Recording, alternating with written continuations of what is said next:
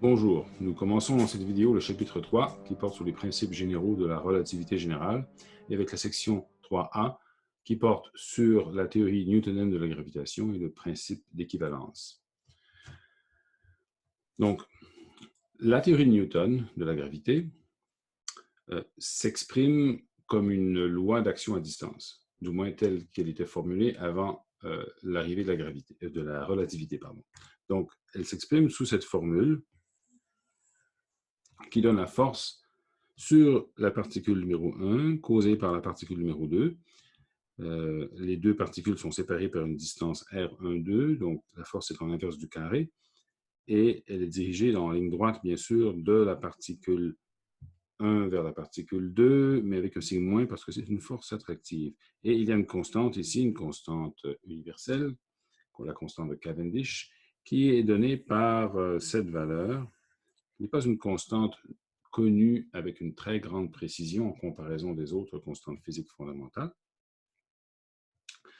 Si on veut généraliser cette formule à un ensemble de plusieurs particules qui interagissent entre elles, on pourrait écrire la formule suivante où la force exercée sur une particule test qui est située au point R serait donnée par une somme de forces, une somme qui est effectuée sur différents points de source, différentes particules sources qui sont situées à des points RI, avec des masses MI. Donc, je somme sur ces particules ici. J'ai ici l'inverse du carré de la distance fois un vecteur unitaire que j'ai exprimé comme l'inverse du cube de la distance fois un vecteur non unitaire qui est dirigé en ligne droite du point de source RI vers le point d'observation R avec un signe moins, encore une fois, pour signifier que la force est attractive. Cette formule, on pourrait la réécrire différemment, c'est-à-dire comme ceci, comme étant la masse de la particule test qui multiplie G de R, qu'on appelle en soi le champ de gravité ou le champ de gravitation ou le champ gravitationnel, comme vous voulez. Et si on adopte maintenant un point de vue relativiste, similaire à ce qu'on fait en électromagnétisme, on devrait conférer ou changer une existence ou une réalité indépendante des particules qui en sont la source. Parce qu'en relativité, on admet que cette influence, cette force se propage à une vitesse finie, la vitesse de la lumière. Et donc, forcément, si on veut que les lois de conservation, énergie, quantité de mouvement, etc., aient encore un sens, il faut donner au champ lui-même une existence indépendante pour qu'il puisse porter des quantités comme la quantité de mouvement et l'énergie. Et donc, dans le cas de la gravitation de type newtonien, à la sauce électromagnétique, si on veut, on serait forcé d'introduire un champ gravitationnel G, et la force gravitationnelle serait donnée par la masse gravitationnelle ou la masse grave. On peut utiliser l'adjectif grave, qui est plus ancien, mais plus concis. Donc, la masse grave fois le champ de gravité. Si il s'agit de la seule force qui agit sur la particule, à ce moment-là, la loi de Newton, la deuxième loi du mouvement, nous dit que c'est aussi égal à l'accélération de la particule fois sa masse inertielle, donc que j'ai appelée ici MI.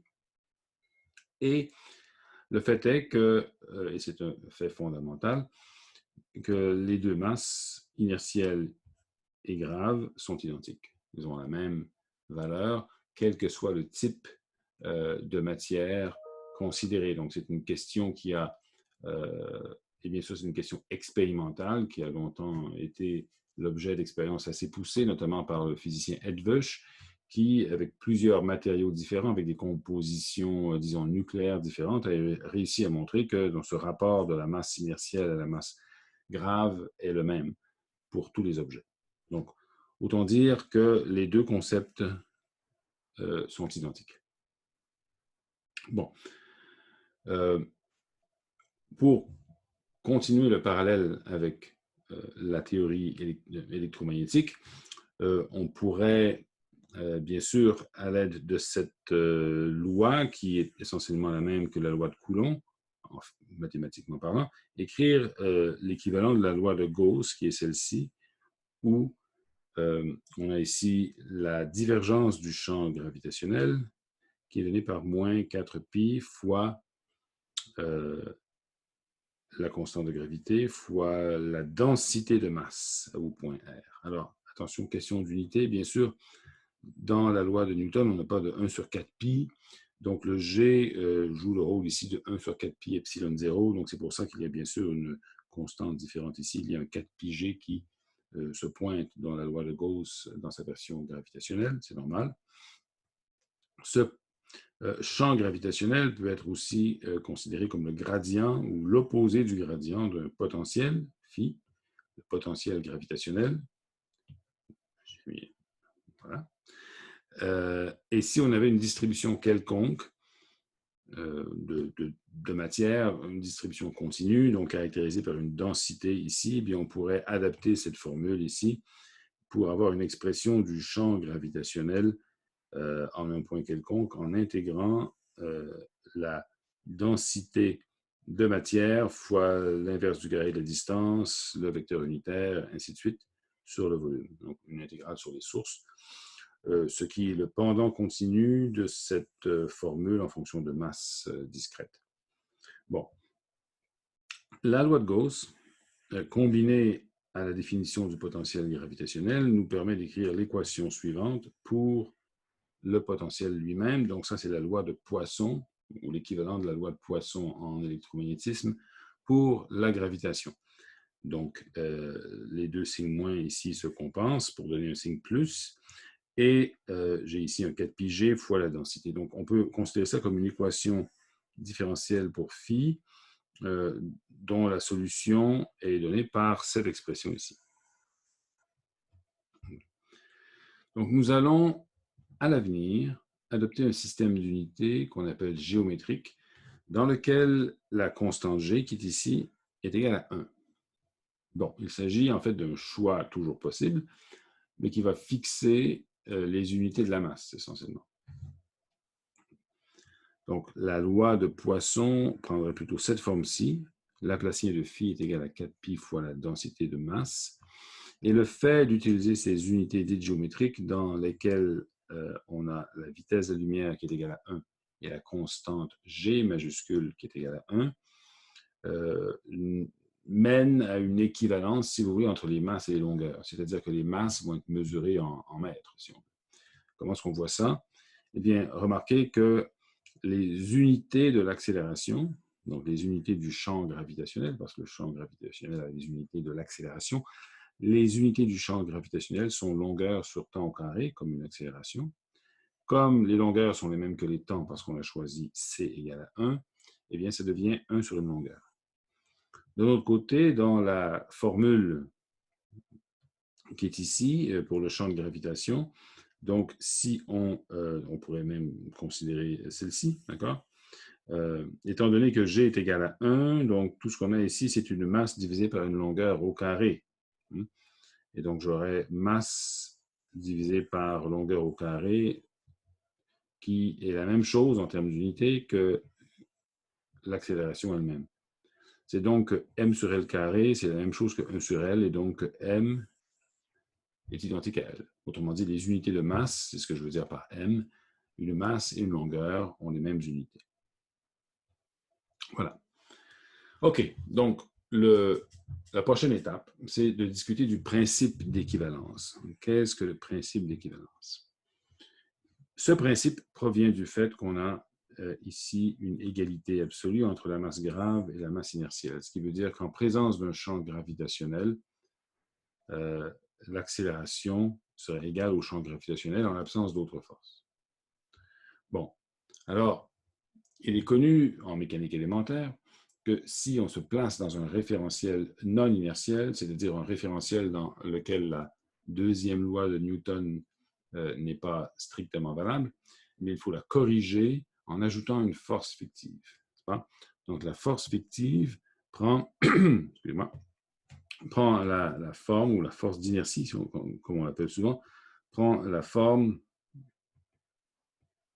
suivante, l'opposé de la masse de la particule fois l'accélération du référentiel. Okay. Donc la force centrifuge est une force d'inertie, et on peut avoir une force d'inertie, bien sûr, dans n'importe quel référentiel accéléré. Bon. Cette force d'inertie a la même forme au fond que la force gravitationnelle, c'est-à-dire que si on fait le total de la force d'inertie et de la force gravitationnelle, on obtient la masse fois G, le champ gravitationnel, moins A0, qui est l'accélération du référentiel. Et donc, on ne peut pas vraiment distinguer entre A0 et G. Hein. Ces deux concepts interviennent de manière équivalente, sauf pour un signe, dans la même formule. D'où ce principe d'équivalence qu'il est impossible de distinguer localement. On dit localement parce qu'on parle d'un point donné dans l'espace. Localement, on ne peut pas distinguer un champ gravitationnel d'une accélération résultant d'un référentiel non inertiel. Donc, d'où cette possibilité de créer une gravité artificielle, en guillemets, en imposant une accélération à un observateur. Et d'où aussi cet énoncé qui est paradoxal, mais qui est tout à fait vrai, qui est donné ici.